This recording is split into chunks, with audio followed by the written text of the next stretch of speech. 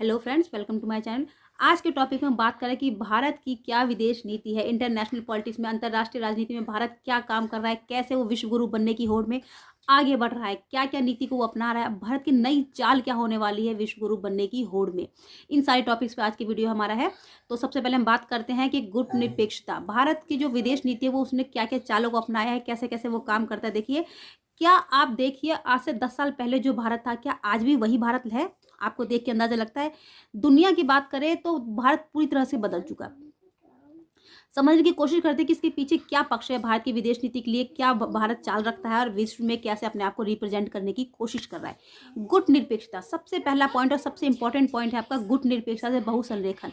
पहले भारत एक गुट निरपेक्षता की नीति को अपनाता था, किसी भी खेमे में नहीं जाने की कोशिश करता था सेकेंड वर्ल्ड वॉर के समय। लेकिन अब भारत ने अपनी इस नीति को परे रख दिया है और अब वो अपने आवश्यकता के अनुसार, अपनी कोशिश के हिसाब, अपनी आवश्यकता के हिसाब से किसी भी खेमे में चला जाता है। जितने भी ग्लोबल पावर्स है उनके साथ वो व्यापार कर रहा है, काम कर रहा है, चाहे सामने वाले की जो भी समस्या उसको कितना भी बुरा लगे। आप देख सकते हैं कि अमेरिका ने जितना मर्जी मना किया, लेकिन भारत क्या आपके रशिया के साथ व्यापार कर ही रहा है। ये वो कारण है जिसके हिसाब से भारत अब ग्लोबल वॉर क्या नाम है, गुट निरपेक्षता की नीति को खत्म करते करते बहुसंरेखन की नीति को अपना रहा है।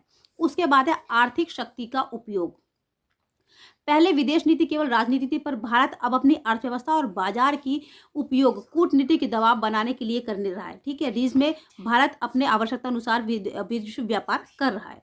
नेक्स्ट पॉइंट देखिए, क्षेत्रीय नेतृत्व में आक्रामकता। पहले भारत क्या करता था, अपने पड़ोसी देशों के साथ बहुत अच्छे से पोलाइटली बिहेव करता था, अपने बड़े भाई के जैसा। लेकिन अब भारत अपने पड़ोसों में भी सुरक्षा और आर्थिक हितों की रक्षा के लिए तेजी से काम कर रहा है, दृढ़ स्टैंड ले रहा है कि एक मजबूती के साथ वो एक निर्णय ले रहा है कि हमें क्या करना है और क्या नहीं करना है। जैसे कि आप श्रीलंका और मालदीव का एग्जाम्पल जानते ही हैं।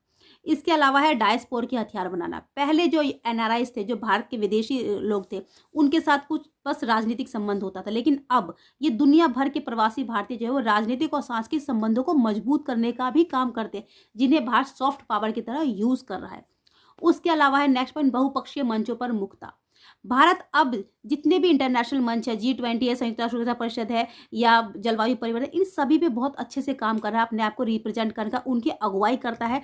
भारत अब दूसरे देशों को भी अपने देश में बुलाता है और उनकी मेहमान नवाजी करता है, ये दिखाने के लिए कि हम भी अब कम नहीं है। ये वो इंपॉर्टेंट पॉइंट है जिसके बेस पे हम कह सकते हैं कि भारत इस समय कैसे विश्व में विश्व गुरु बनने की होड़ में आगे बढ़ रहा है, विश्व में आर्थिक रूप से आगे बढ़ रहा है, चीन को पीछे छोड़ रहा है, अमेरिका को पीछे छोड़ रहा है।